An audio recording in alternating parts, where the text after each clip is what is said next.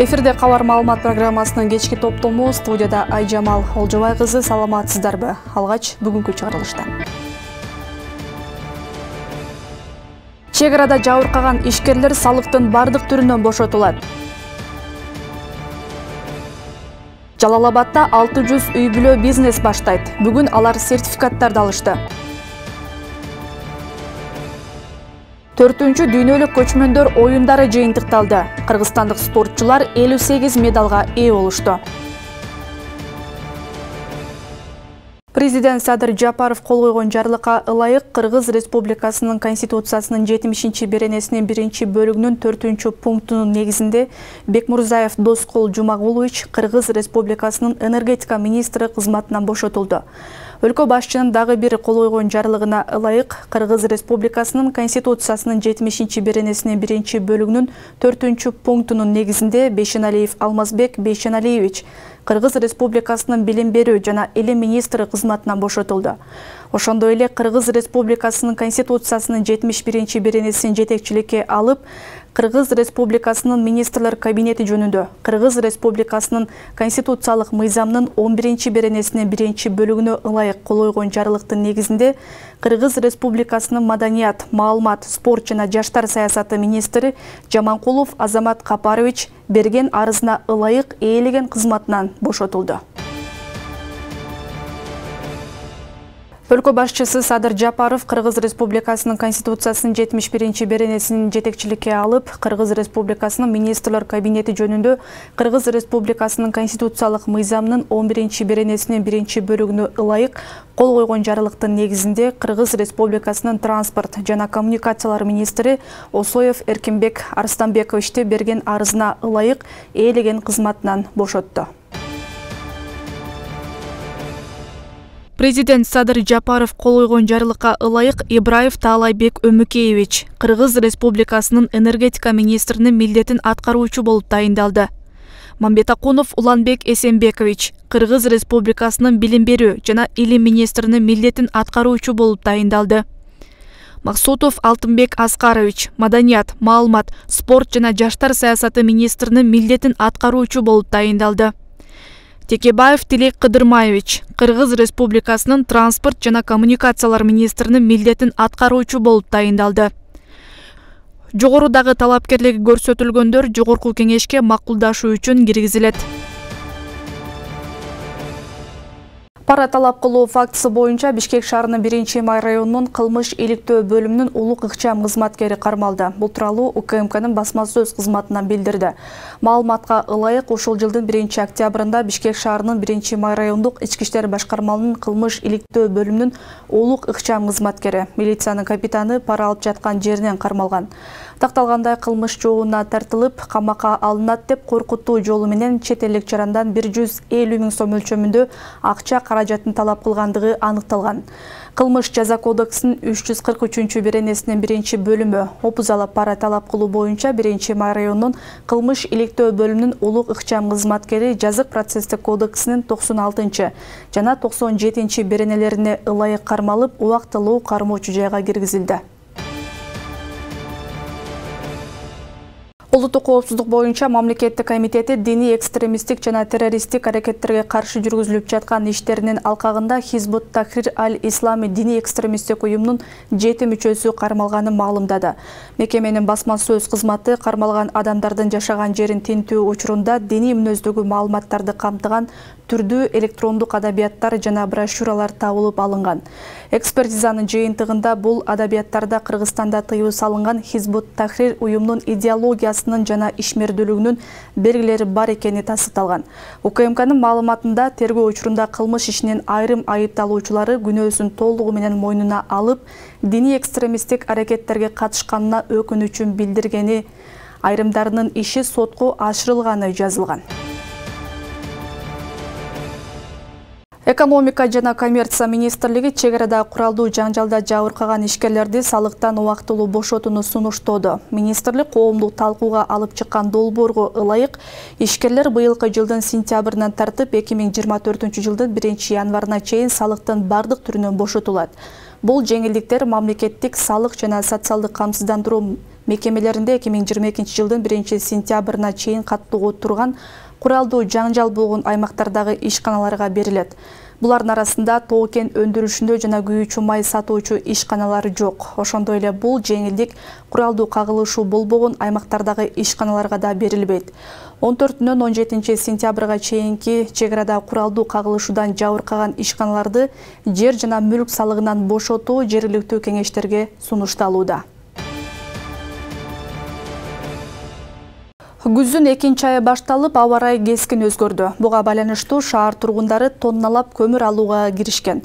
Баасы 4300дөн жогору болууда. Албетте бул калктын капчыгына оор келет. Ал эми шаардык чарба департаментинин билдирүүсүнө караганда, кышка даярдык 50% камсыздалган.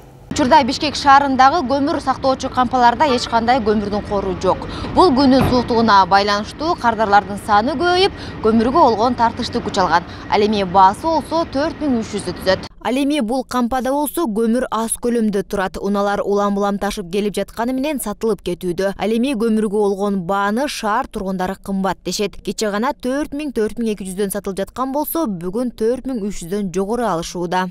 Эми көмүр алгалы келдик, кыргыздар жакындаган сайын күн суукта алдын ала даярданабыз да жылда.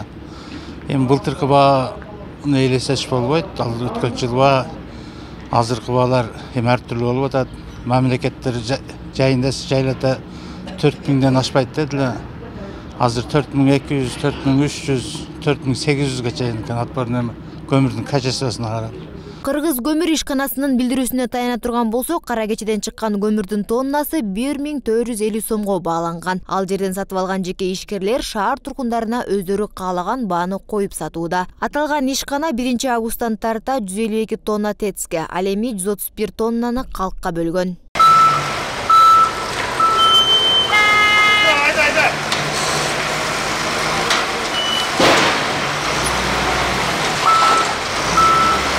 Бишкек шаары кышка 50% даяр. Бул тууралуу шаардык чарба департаментинин директорунун орун басары Мирлан Энназаров билдирди. Анын айтымында Бишкек шаарында 8 көмүр отунунун базасы, 10 атайын пункттар жайгашкан. План боюнча шаар тургундарына 132 000 тонна көмүр күз-кыш мезгилине даярдалат. Бүгүнкү күндө 66 000 тонна көмүр элге сатылган. Министрлер кабинетинин 22-жылдагы 30 апрелиндеги 234 токтом негизинде Бишкек мэриясы өз токтомун кабыл алып, ошонун негизинде штаб түзүлгөн. Бул күздүк кышкы мезгилиндеги сезонго байланыштуу штаб түзүлгөн. Ал штаб бүгүнкү күндө жайдан бери иштеп атат. Элди күз кышкыга камсыздоо боюнча, өткөрүү боюнча бүгүнкү күндө көмүр маселеси, камсыздоо маселеси каралган. Ал бүгүнкү күндө Бишкек шаары 132 000 тоннага муктаж. Аткарылган планы боюнча биз бүгүнкү күндө 66 000 тонна элге сатыкка чыгардык. Бул деген 50% түзөт. Бирок ошого карабастан биз да элге кайрылып кетет элек. Мына күз келип, мына күн сууктап баратат. Ошонун негизинде сиздер дагы көмүр оту маселесин тезирээк чечүүгө камсаңыздар деген ниет айтып кетет элек. Аз камсыз болгон үй-бүлөлөргө Бишкек шаардык мэриясы атайын акча каражатын бөлүп эле тим болбой отун маселесин да чечип берген. Андан кийин мына аз камсыздандырган үй-бүлөлөр боюнча Бишкек мэриясы дагы бүгүнкү күндө 17 миллион акча бөлүп, 3297 үй-бүлөгө акчалай компенсация төлөндү. Жана Бишкек жашыл чарба муниципалдык ишканасында биз ар бир райондун тизмесин алып, аз камсыз болгон үй-бүлөлөргө отун маселесин да чечип бердик. Ал дагы 100% аткарылган. Көмүр мына компенсация да 100% аткарылды. Белгилей кетсек, республика боюнча 3 миллион тонна көмүр керектелет. Анын 1 миллион 200 миңи болсо калкка, ал эми 1 миллион 50 миңи ТЭЦке, 250 миңи мамлекеттик ишканаларга жеткирилет. Өлкөдө 2 миллиондон ашык тонна күйүүчү майдын запасы бар. Бул тууралуу материалдык резервтер фондунун төрагасы Базарбай Мусабеков бүгүн Жогорку кеңештин тармактык комитетинин жыйынында билдирди. Анын маалымдашынча, фондко жалпысынан 6 миллион тонна күйүүчү майлоочу май алынган. Анын 2 миллиону быйыл айыл чарба тармагы үчүн 61 сомдон дыйкандарга сатылды. Калганы көч түзүмдөрүнө берилди. Дагы 2 миллиондой тонна майдын баасын монополияга каршы жөнгө салуу агенттиги баасын бычып бергенден кийин сатыла баштайт. Өкмөттүн расмий эсебине ылайык Кыргызстандын мунайга болгон керектөөсү жылына 1 миллион 200 миң тоннаны түзөт. Мунайдын 90% Орусиянын Башнефть, Ангарск нефтехимиялык заводу, Омск жана Орск аймактарындагы мунайды кайра иштетүүчү заводдорунан импортталат.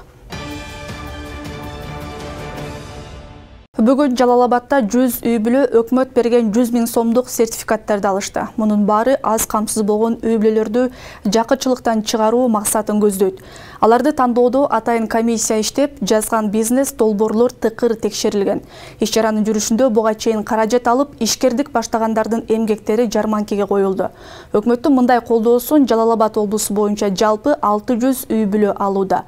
Анын шарттары, максаты кандай? Кабарчыбыз Кенен айтып берет. Жакырчылыктан чыгып ушул пособие албай калганга ошо 100 миң сом немесинде 2 машинка алдым. Жалалабад облусунда аз камсыз болгон 600 үй бүлө өздөрүнүн чакан бизнестерин баштоодо. Ал үчүн өкмөттүн колдоо катары 100 миң сомдон берилди. Каражат аларды жакырчылыктан чыгаруу менен бирге ишкерликти колдоо максатын көздөйт. Алардын катарын шаар тургуну Хуснида Абдуллаева да толуктайт. Ал өз бизнесин 1 ай аралыгында жолго койду. 3 баланын апасы. Каарманыбыздын айтымында үй бүлөлүк жашоо шарты балдарына берилген жөлөк пулга көбүрөөк көз каранды болчу. Тигөөчүлүк колунан келгени менен ишин жеңилдеткен техникаларды алууга чамасы жетпей келген. Керек машинкалар менен 1 айдан бери азыр өзүмдүн үйүмдө ушул кыздын төшөктөрүнү, ар түрдүү машина төшөктөр, керектүү аял кишилерге керектүү үй буюмдарын жасап, тигип сатыкка чыгаруудан алдыга жылдырып алып кете албай атканбыз, так как финанс жактан жок болгондугуна байланыштуу ушул соцконтракт баягы жакыр үй бүлөлөр үчүн бөлүнүп калды дегенди уккандан кийин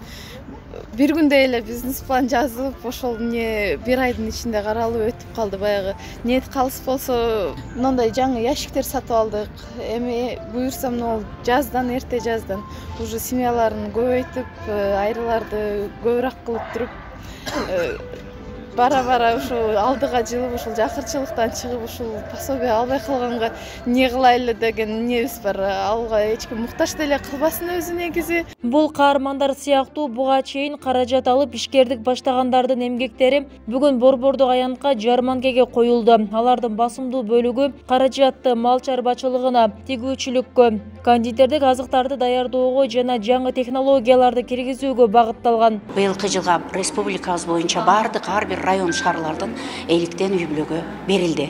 Ошонун катарында эле биздин Жалалабад шаарына дагы 50 үй бүлөгө берилди.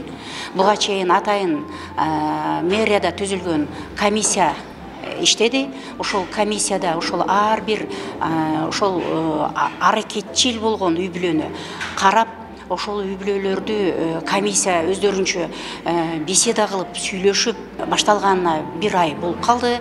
Ошол 1 айдын ичинде дагы алар иштеген үй бүлөлөр өздөрүнүн ошол алган акчасына иштелип жаткан продукциясын уже ала башташты. Адистердин айтымында социалдык контракт долбоору Кыргызстанда жакыр жашаган жана аз камсыз болгон үй бүлөлөрдү оор турмуштук кырдаалды жеңүү, ишкердик пайдубалына өбөлгө болуу максатында иштелип чыккан. Анын шарттары боюнча мамлекет кайтарымсыз каражат берет. Өз кезегинде жаран үй бүлөсүнүн материалдык шарттарын жогорулатуу боюнча милдеттенмелерди алат. Жалпысынан 600 үй бүлөгө 100 миң сомдон 60 миллион сом каралган.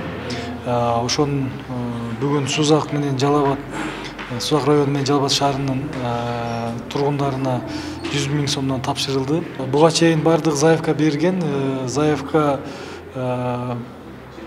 көп түшкөн, көп жарандардан. Анын ичинен комиссия ошол долбоорлорун карап чыгып, ошол долбоорлорун жактырган жарандарыбызга сертификаттар тапшырылды. Көзөмөл болобу алар? Көзөмөл сөзсүз түрдө болот. Бул социалдык өнүктүрүү министрлигинин райондордогу өкүлдөрү көзөмөл жүргүзөт. Андан сырткары жергиликтүү бийлик дагы көзөмөл кылат. Бул ушул максаттуу пайдалануу боюнча. Белгилей кетсек, социалдык контракт бул аз камсыз болгон үй бүлө менен социалдык коргоо органынын ортосунда түзүлгөн келишим. Демилге президенттин тапшырмасы менен Министрлер кабинетинин 2022 жылдын 15 июлдагы токтомуна ылайык ишке ашырылууда. Жалал-Абадда аз камсыз болгон үй бүлөлөрдү жакырчылыктан чыгаруу үчүн 60 миллион сом бөлүнгөн. Ал эми өлкө боюнча мындай колдоо жалпы 2800 үй бүлөгө берилүүдө. Ал үчүн республикалык казынадан 292 миллион сом бөлүнгөн. Өткөн жылы бул долбоор пилоттук негизде Кадамжай жана Жумгал райондорунда ишке ашып, оң жыйынтык берген. Бүбүсара Орозалиева, Шерзат Эгембердиев, 7 канал, Жалал-Абад. Жергиликтүү продукциялар ата-анаштыкка жөндөмдүү болуш үчүн атамекендик өндүрүүчүлөрдү колдоону күчөтүү зарыл. Мындай ойду карманган мамлекет башчы ишкерлердин статусун жана беделин жогорулатуу жөнүндө жарлыкка кол койгон. Анын негизинде жергиликтүү бийликтин эң негизги иш аракети ишкерликти өнүктүрүүгө багытталышы шарт. Мындай ишкерлердин катары барган сайын Жалал-Абад шаарында да көбөйүүдө. Алардын бири менен кабарчыбыз таанышып келди.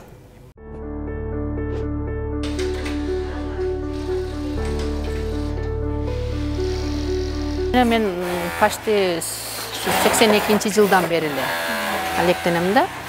Мурда эми Союз малында немеде иштегенбиз, той жаңак цехинде иштегенбиз. Андан кийин турмуш неме болуп, ушу Бишкекке барып, ушулардын колунда 8 жыл иштеп келдим. Андан бери биякта мына 2 жылга кетип атат. Айнагүл Сыргабаева тигүүчүлүк менен алектенип келгенине 10 жылдын жүзү болгон. Мындагы тигүү цехине келип иштеп баштаганына 2 айдан ашуун убакыт болду. Буга чейин Борбордо жана дагы бир канча жерде иштеп, иш жөндөмүн анчейин ашырган каарманыбыз эми мынтип заманбап бардык шарттар менен цех ачылып, туруктуу жумуш болгонуна кубанып турган чагы. Бу жерде ушу saat 8'den 7'ge чейин как положено иштеп, немебизди аткарып кетебиз.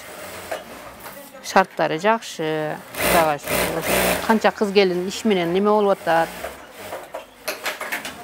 Иш менен камсыз болуп атышат. Тигичилик жатын эмгектенгенде биз мурун баягы Союз малында мына кой жаңак немесинде иштегенбиз. Швейный фабрикада иштегенбиз. Аякта почти 10 жыл иштедим. Андан кийин бияк неме болуп, ana şu Bişkek'e barıp, bularda ayakta 8 yıl iştep geldim.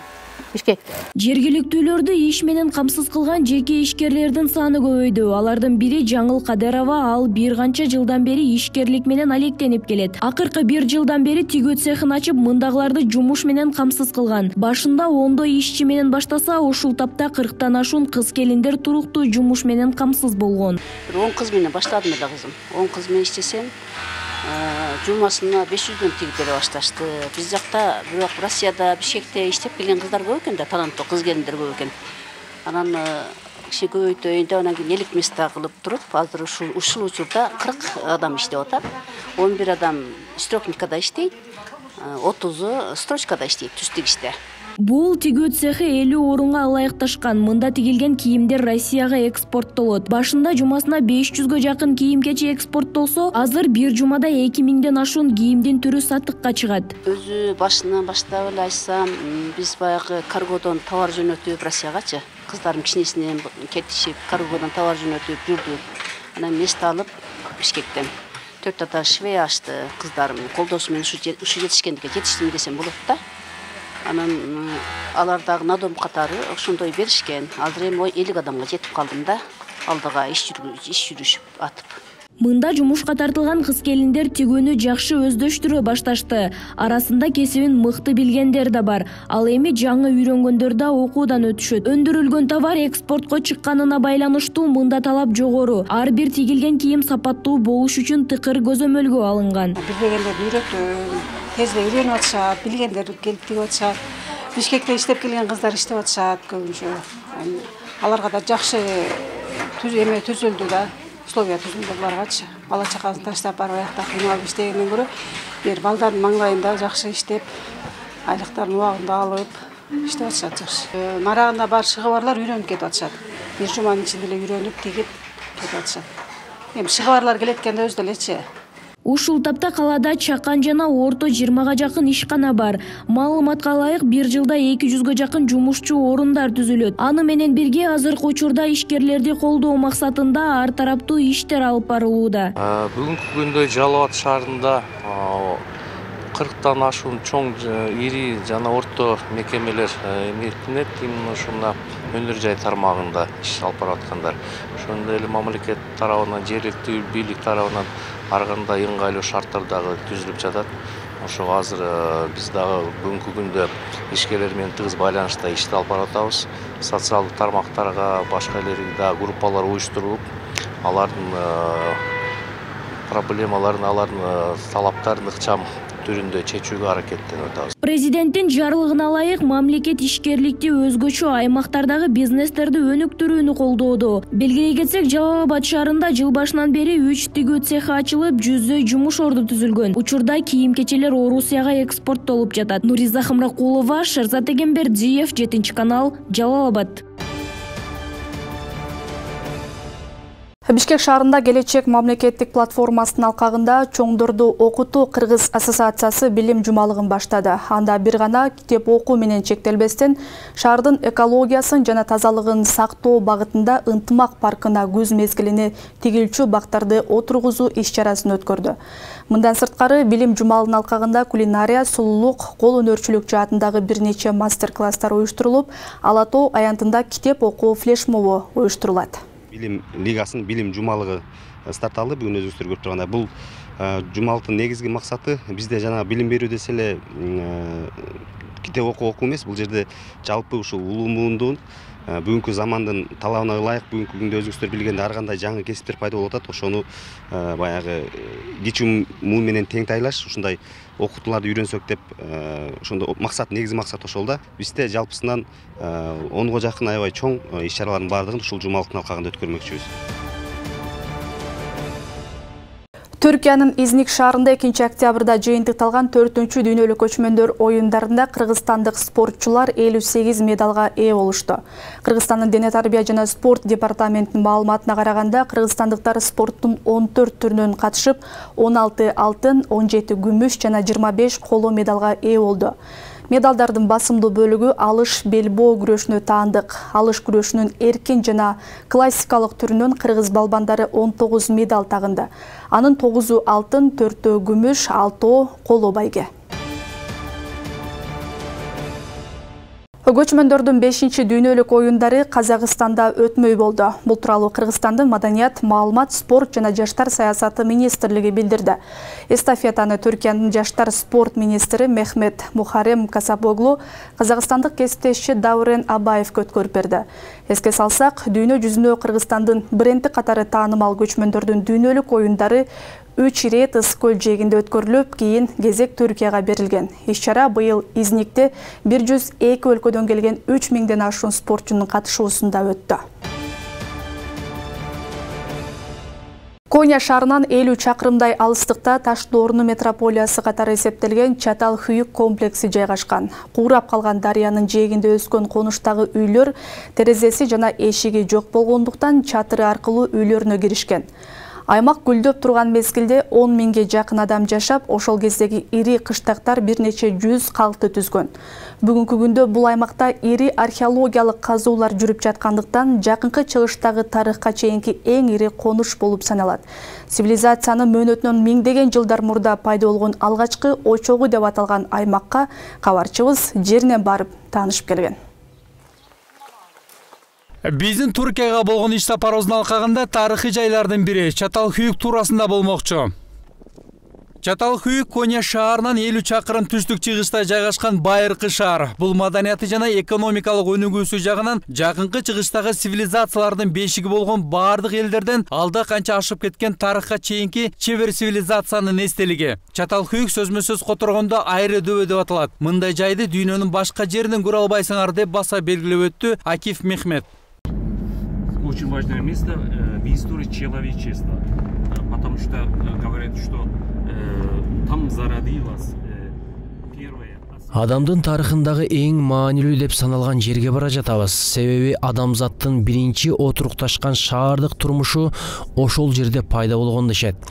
Ал жерде адамдын биринчи айыл чарбасы, мал чарбачылыгы жана жапайы жаныбарлардан коргонуу үчүн атайын коргоо системасы да болгон. Ал жакта жерден үйлөрдү курушкан. Аябай кызыктуу жай болгондуктан дүйнөдө мындай жерди эч жерден көрө албайсыңар. Чатал бул айры, хуюк бул курган таш тооруна таандык дешет. Анын формасы айрыны билдиргендиктен дал ошондой аталып калган. Күйүк это типа кургана. Чатал Хүйүк Коня провинциясындагы керамикалык неолит дооруна таандык ири конуш. Эң алгачкы табылган маданий катмарлар биздин заманга чейинки 7400-жылдарга туура келет. Эски имараттардын үстүнө жаңы имараттарды куруу менен 1000 жылдан ашуун убакыттан бери жаралган жасалма дөбө. Конуштун калкынын саны 3000ден 10000ге чейин, ал эми үйлөрдүн саны 2000ге чейин жеткен деп эсептешет тарыхчылар. Этому поселению уже 9000 лет. Считается, что первым неолитическим. Бул аймакка 9000 жыл болгон. Бир гана Түркияда эмес, дүйнөнүн башка жеринде жок. Биринчи неолит дооруна таандык элдер отурукташкан жер. Себеби ал кезде климат азыркыдай кургак эмес болгондуктан жердеги түшүм мол болгон. Алар айыл чарбасы жана мал чарбачылыгы менен алектенишип, тынч жана бейпил жашоодо жашашкан. Спокойно здесь занимались сельским хозяйством 9000 лет назад. Чатал Хүйүк эки өзүнчө дөбөдөн турат. Чыгыш дөбө болжолу менен биздин заманга чейинки 5900-7100 жылдарга таандык. Жана батыш дөбө болжолу менен 5600-6000 жылдарга таандык. Тарыхый эстеликтин формасы жыл өткөн сайын өзүнүн баштапкы абалын жоготуп бараткандыктан ага окшош макет комплексин кире беришинен орун алган. Бул үйлөр жөнөкөй гана макет. Дал ошол неолит дооруна таандык. Мындан 9000 жыл мурда салынган үйлөрдүн макеттери. Археологик казууларга байланыштуу бул үйлөр күн өткөн сайын, жыл өткөн сайын бара-бара жоголуп бара жаткандыктан бизде дал өзүнүн оригиналына киргизген жок. Бул жерде макеттер орун алган. Жогоруда сиздер көргөн чатыры жаалган жердин астында жайгашкан үйлөр жыл өткөн сайын өзүнүн ошол тарыхый баалуулуктарын сакталып келгени менен, бирок алардын оригиналдуулугу болбосо мурдагы келбети барган сайын жоголуп бараткандай түр көрсөтүп жатат. Чатал Хүйүктөгү бардык имараттар ылайдан жана жыгачтан курулган. Бул конушта үйлөр бекем туруп, бири-бирине жабышып, чатырлардагы тешиктер аркылуу тепкич менен кирсе болот. Байланышкан үйлөр бекем туруп, натыйжада чепке окшош шаар пайда болгон. Чатал Хүйүк деген мына ушундай дагы бир тарыхый баалуулуктарга бай жердин бул үйлөрү, бул макет сыяктуу жакынкы арада эле курулган деген маалыматтарды беришти бизге. Ал эми бул жерде кезегинде жашап турган адамдар дал ушул тамга чыгуу үчүн мына ушундай шаталарды колдонушкан экен. Мынакей. Бул үйлөрдүн ушунчалык үйлөр жакын жанаша жайгашкандыктан атайын көчөлөр болгон эмес. Кошуналар бири-бирине ушул там аркылуу карым-катнашта болуп турган. Эми эшиктер дагы жок болгондуктан мына ушундай атайын оймолордо эшик катары колдонушуп, сыртка кирип, кайра ичине кирип турушкан. Жергиликтүү жана чет элдик археологдор бүгүнкү күнгө чейин казуу иштерин активдүү жүргүзүп жаткандыктан жер астынан чыккан табылгалар жергиликтүү чака музейге орнотулган. Андагы баалуу эстеликтерди жана археологдордун эмгектерин, ошол кездеги адамдардын жашаган күнүмдүк жашоо тиричилигинде Чатал Хүйүк тарыхый этно музейинен көрүүгө болот. Нургазы Жаныбеков, Жамалдин Сайтбурханов, Түркия, Коня шаары.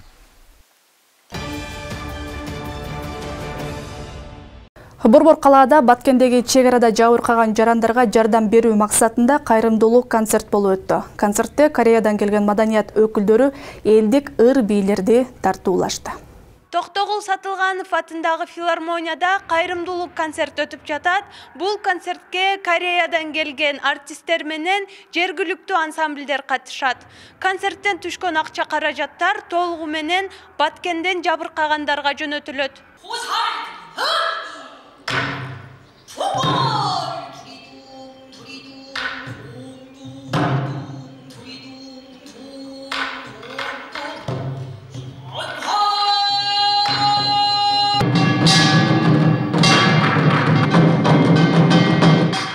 Бул концертке Түштүк Кореядан Намвон Нонгак артисттер тобу келген. Андан сырткары иш-чарага Карамолдо Орозов атындагы мамлекеттик эл аспаптар ансамбли жана жергиликтүү Корея элдик ыр жана бий Маннам ансамбли катышты. Кайрымдуулук иш-чаранын негизги максаты эки өлкөнүн достугун бекемдөө жана маданиятын таанытуу болуп эсептелет.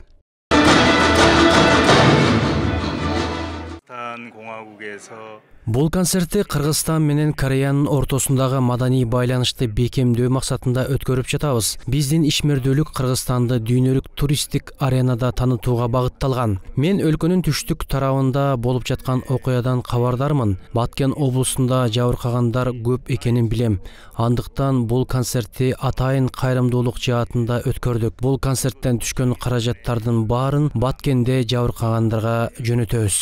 Кайрымдуулук концерт Корея элинин Пансори музыкасы менен башталды. Ал адамзаттын озеки жана материалдык эмес мурастарынын бири катары ЮНЕСКОнун тизмесине киргизилген. Пансори кыргыз элинин манас эпосуна окшош. Кореядан келген Шинханбөл айымдын жана барабанчы мырзанын аткаруусунда Пансори чыгармасы көпчүлүктүн көңүлүн бурду. Алар Кыргызстан аябай кооз экендигин жана элинин пейили кенен экенин баса белгиледи. Саламатсызбы, мен Намвон Нонгак командасынын төрөгасымын. Менин атым Ким Чонгван. Эл көп болот деп пландаганбыз, бирок көрүүчүлөр биз күткөндөн аз болду. Ага карабастан келгендердин баары бизди жакшы колдоп беришти. Баары сонун болду. Мен баары жакшы өттү деп ойлойм. Кыргызстанга биринчи жолу келип жатабыз. Кыргыздар абдан боорукер, жүрөгү таза, кең пейил эл экен. Кыргызстан дагы өнүгүүсү керек деп ойлойм. Кыргыз элинин озеки чыгармачылыгынын шедеври болуп саналган Манас эпосунан үзүндүнү манасчы Нурбек Калыбек уулу айтты. Андан сырткары Корей бийи бийленип, кыргыз күүсү жаңырды. 1991 жылда биз сырткы жакынкы кошуналардан сырткары дагы биз достук мамилебизди баштадык. Ошонун ичиндеги катары Корея өлкөсү болуп кирди. Жана акыркы жылдары биздин ушул Кореядан, Япониядан, Кытайдан туристтердин көп келген себеби бул ошол Кыргызстандагы сырттан келген ошол койка сыяктуу организациялардын чоң эмгеги десек жаңылышпайм. Жана бүгүнкү концерт бул ошол Кыргыз жана Корея маданиятынын шедеврларын бириктирген бир күнү десем жалгышпайм. Кире беришке атайын акча чогултуучу кутучулар орнотулган. Ошондой эле Корей маданиятын тааныштыруу максатында маалыматтык баракчалар коюлган. Келген көрүүчүлөр Корея элинин маданияты менен таанышып, аябай жаккандыгын айтышты. Негизинен бул концертке мен досторум менен чогуу келгем. Алар ушул Корея улуту тарабынан Баткенге жардам бериш үчүн концерт уюштуруп жатыптыр. Жана бул жакта бир гана Корея эмес, кыргыз улуттук фольклорун да көрдүк, жана манас чынында уктук. Чындыгында абдан башкача сезимдер болду. Себеп дегенде биз бардык бул коюлган номерлерди биз YouTube'дан, интернеттен гана көрүп келгенбиз. Жана буларды редактировать этип койгон деп элестечүбүз да, бирок чындыгында булар 20 мүнөт бою ошондой бийлеп, ошо барабандарды кагып ойногону абдан кызыктуу болду. Келген коноктор эки өлкө тарабынан коюлган концертке ыраазычылык билдирип, атайын чогултулган каражат Баткен элинин Тажикстандын кол салуусуна жабыркаган үй бүлөлөрүнө көмөк катары жиберилет. Айсулуу Рустамова, Яхидин Боташев, 7-канал, Бишкек. Бүгүнкү күнгө алган маалыматтар мына ушулар болду. Ушул жана башка жаңылыктарды Кенен каналдын расмий сайтынан жана социалдык баракчаларыбыздан да окуп тааныша аласыздар. Кечиңиздер көңүлдүү улансын, аман туруңуздар.